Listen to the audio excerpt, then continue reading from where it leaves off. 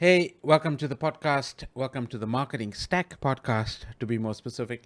And in this podcast, well, we talk about marketing, we talk about tools, we talk about online apps, we talk about all things digital and systems and processes and things you need in your marketing so that you can actually generate leads and, get your business growing.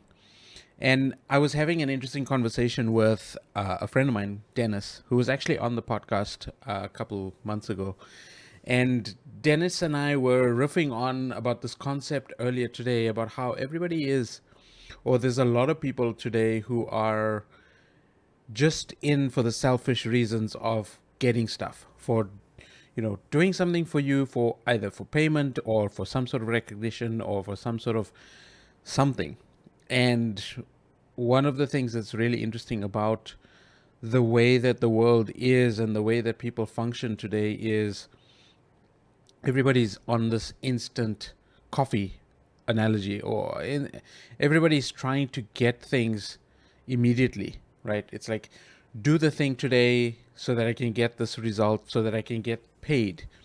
And we had this interesting concept, or this interesting discussion, Dennis and I, where we I asked him this question of, well, how does he overcome that? How has he managed to change his perception on that? Because for me, my backstory comes from, my parents were very sort of systematic in receiving money for in exchange for a thing. And that was the whole principle of sales is you give value, or you give a particular product, or you give something physical to somebody, and you receive money in exchange for that. Or it's this favor for favor, right? I'll do for you if you do for me. And in this creator economy, or in this gig economy, or in this online economy that we are currently functioning in, and we have been functioning in for a while now, it's this thing of you give value first, and then only later on do you reap rewards. Gary Vaynerchuk, Tim Ballio, a lot of the podcasters, a lot of the YouTubers have operated on this principle of having a side hustle, or having something going on the side where they can sustain themselves. They've been able to make money, and then being able to do free content, being able to give people value, be able to sit on people's podcasts for hours on end, talking about stuff and riffing off of ideas, and just being able to give people valuable information and tips and tricks. Clubhouse is a prime example of that, right? Where people are sitting for hours and hours on Clubhouse talking and having conversations. And going back to my backstory, like growing up in an environment where everything was paid for, everything was via payment, right? We always received things if we didn't do something, we were punished for it. Did you do your homework? Yes or no? If you didn't, you go to the principal's office. Um, my parents were very big on, like, get all your homework and get all your goodies done before you can actually have a chill day on a Saturday, or before you can actually, you know, do something else, or we could go for ice cream, or whatever the case may be. And I think a lot of people have operated in that way all along.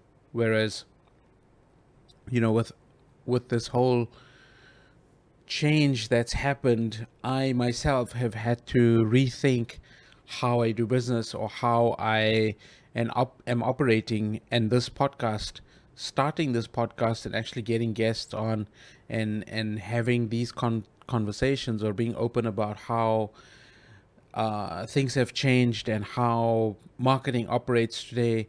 Obviously, with the Facebook ads and Google ads, and the way marketing works is there is this exchange. There's this, hey, download my free ebook, or download my free thing, or come to my webinar, or do something so that I can eventually market to you or sell something to you later on. And it's a very interesting concept that that we're facing, because in this economy where YouTube exists because of the ability for creators to create content, advertisers to pay Google for placement, and then have, essentially the creators get paid via the community, or via just being relevant and being rewarded for content, is a really, really interesting dynamic. And I know it's not new, I know it's not groundbreaking, but this whole thing of producing content for a year to 2 years, or producing 2, 3, 400 videos before you actually start getting traction, giving first, is a very, very interesting concept. And Gary Vee talks about jab, jab, jab, right hook, where it's all about give, give, give first, and then asking for something, or getting paid. He wrote a book also called The Thank You Economy, where it's all about the giving.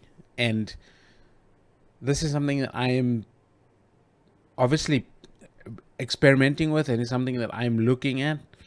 I've seen a lot of other creators do very successfully, pull this off very successfully with YouTube channels and Twitch channels and loads of other places like TikTok and Instagram and Facebook. And it's something that, yes, we take the time to create value, we take the time to create the content, we take the time to help out other people. And what Dennis and I were talking about, and what one of the things that I was talking about in terms of this shift that I think I need to make, or the shift that he helped me understand, is that from a sales point of view, or from a results point of view, when there is a result, then there's this expectation that something is going to happen. And what Dennis said to me was quite profound, was that when he doesn't expect anything, when he doesn't care about what the outcome is, and Gary Vee also talks about this, then there's no need to hang up on the stress, hang up on the fact that we need to get a result.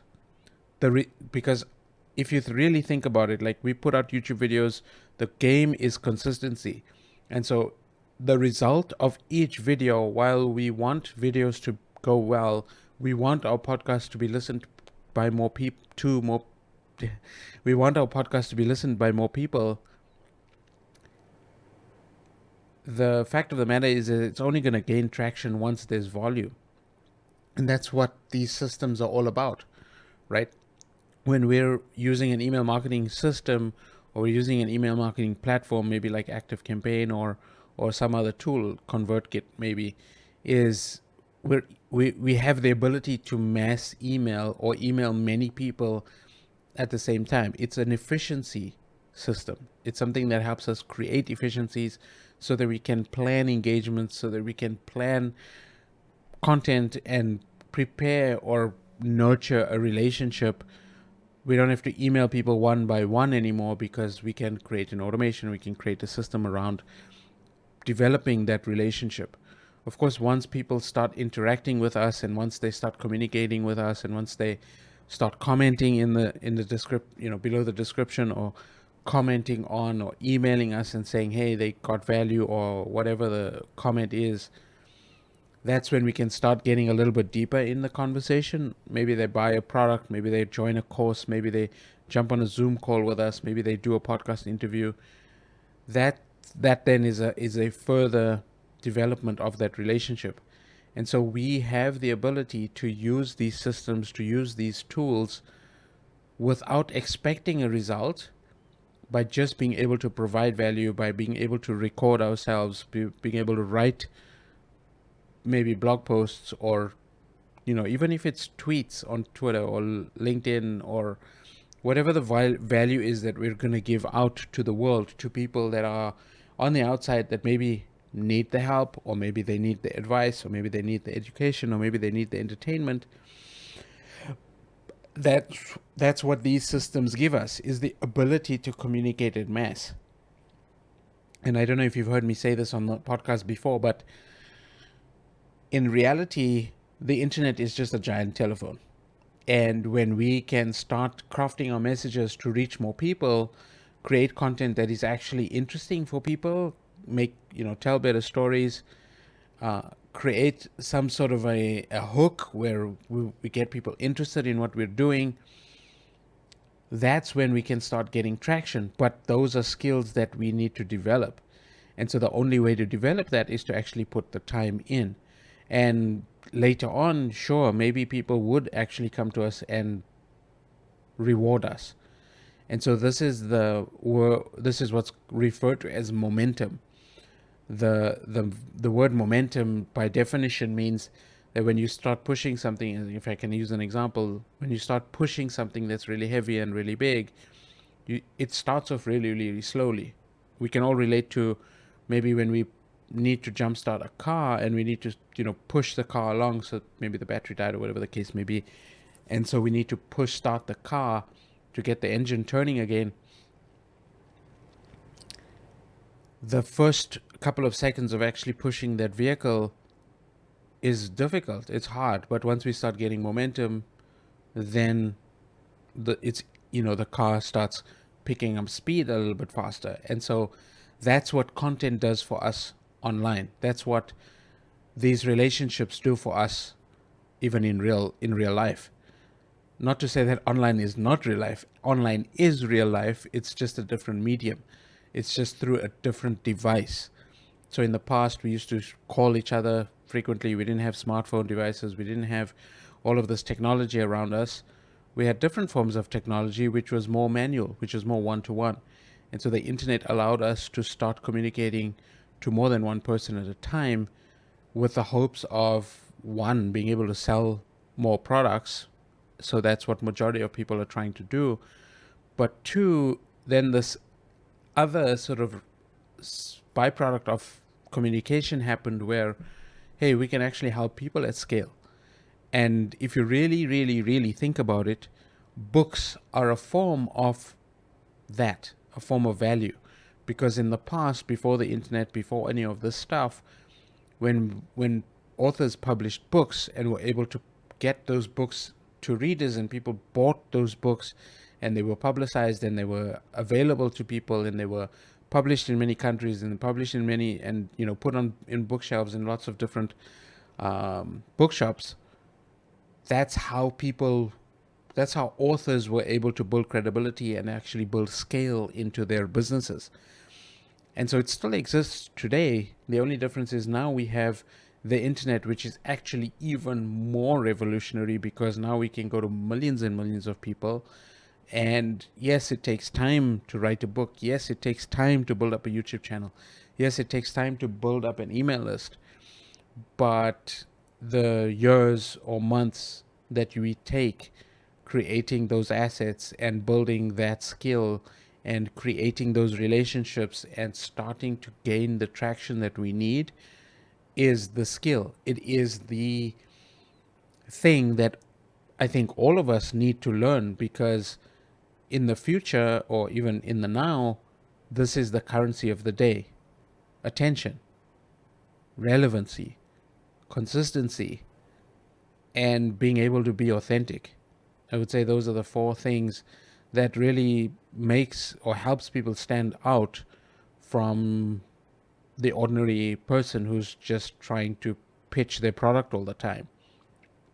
And if you look at Twitter is a prime example of that. If you search any keyword on Twitter, there is probably 80% of people that are just trying to pitch, hey, here's my YouTube video, or hey, here's my product, or hey, pay me for this XYZ thing.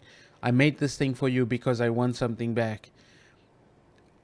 The conversations that are actually meaningful, that are actually valuable, that are actually worth getting into start off of people who are giving for the sake of giving, for writing things because they just love the art of writing, for developing conversations, for developing relationships. And again, this is something that I'm still learning to do. And if you're listening at this point of the podcast, I thank you, because this is a hard skill. And the podcast format, especially when recording alone, has a very different dynamic to when you're having a conversation with somebody. And so if you're listening to this podcast and you're taking in what I'm saying, it's been a tough journey for me, because coming from that sort of take experience of growing up, and I'm 40 now, living in Thailand, trying to break into the US market. I've been working with US clients for ages, but in terms of content, in terms of being able to put my voice out there, in terms of building a name for myself, yeah, it's been difficult. And 200 plus videos on my YouTube channel, and I'm still trying to gain traction on the other YouTube channel, right? This is the Marketing Stack podcast YouTube channel, and on the other channel, my main channel, Burhan Patel, 200 odd videos up there, and it's been a grind. One, because I'm just trying to figure out who the heck I am, and two, because, well, when you grow up in this whole sales environment, and everything is about sales and everything is about profit, and now you come into an online space and you start working on a business, a digital business, a digital agency. Yes, there are a lot of clients out there who just want sales. There are a lot of clients who just want the results. They just want the conversions. And I've worked with those clients, and some of them have been very successful, some of them have not been. And for me, at this point in my life, I think I'm working more on the long game. I'm working more on sort of how can we create value in the world? How can we develop a long-term relationship where the result is the relationship, the result is the pursuit? Or in Dennis's words, we don't care about the result. We care about how we can reach people, how we can help people, how we can change their lives. And this is what I'm moving more into. And the 200 videos that I have on my YouTube channel are all about sort of helping out. Some of them are tutorials, some of them are, explanatory or tips type of videos. And I think it's interesting because when we're creating content, we're trying to help people out. Yes, we've got to try to create attention. We've got to try to hold people's attention. We've got to make things interesting. It's a hard thing to do. It is a very difficult thing to do. And if you're listening to the podcast, I'm just being open about the fact that, well, my background has been mostly brought up in the sales environment, and moving online and, been working online for the last 7 years. It's a skill that I'm still working on. It's a skill that I'm still developing. This whole concept of putting out a video, not getting any leads from it, not getting much comments from it, not like the pursuit of success in this era or this space is very different. And newer people, younger people have the luxury, or have the actual, I would say they have the pleasure, they're lucky in the sense that, they don't come from the whole sales background, or when they're being sold to, it's very sensitive for them. And it is sensitive for me too. I don't like to be sold to either. But being able to earn a living and build a life on less pitch and less sales has been challenging. I would say that I'm doing fairly well. I'm doing quite well. I'm on par to do 6 figures this year still, but it has been a struggle. It has been interesting, just the psychology of how do you actually put out value for a year to 2 years, knowing that there might not be any reward or any result. And so I implore you to experiment. I implore you to play around with different formats. I implore you to read a lot of books to figure out how to actually storytell, how to actually craft a good hook, craft a good headline, how to actually get people interested, how to get sort of good design on thumbnails and, websites and posts, and how to actually get attention in that way, because that's the currency. That's the thing that's going to help us elevate our authority. And if you really think about it, books sell because of good titles, because of good covers as well, and then because of good testimonials. You get good reviews by people, by publishers, by friends, family, by lots of reviews on Amazon or wherever you're publishing.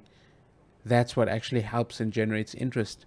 And so you'll see, obviously you would have seen, when people publish books, they go on the podcast circuit or they get interviewed on YouTube channels, and that's their publicity. That's they putting their opinion out, and a lot of times it's some of the content from the book that they're giving inside of those interviews, because that's what they want people to actually see more or learn more or dig into the topic a little bit deeper.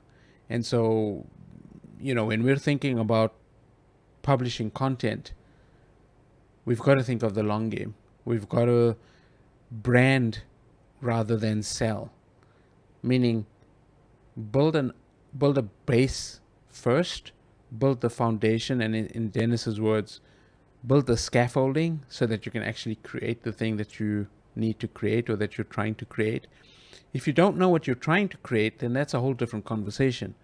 That comes down to, what are you interested in, what are you passionate about, and I could make another episode about that. But for this particular episode, I wanted to share those golden nuggets and basically just have a recording for myself, and hopefully this helps you as well, because this shift in how do we give first without necessarily monetizing is an important concept. And I know a lot of my content on my YouTube channel, on Burhan Patel YouTube channel, talks about monetization, and it talks about how to grow your business. I think that the way to grow your business is to grow your relationships first, is to build those connections, to be the connector, so that we can actually invest the time, invest in the education that we need, and the conversations we need to have into creating that growth and creating that momentum. So with that being said, thank you so much for listening. And if you're listening to this on YouTube or you're watching me on YouTube, then definitely hit the like button, subscribe. And if you like the other podcast episodes, you can check out the playlist over here where the other guests have been interviewed and the other conversations have been uploaded. So with that being said, thank you so much, and I'll catch you on the next one. Happy trails.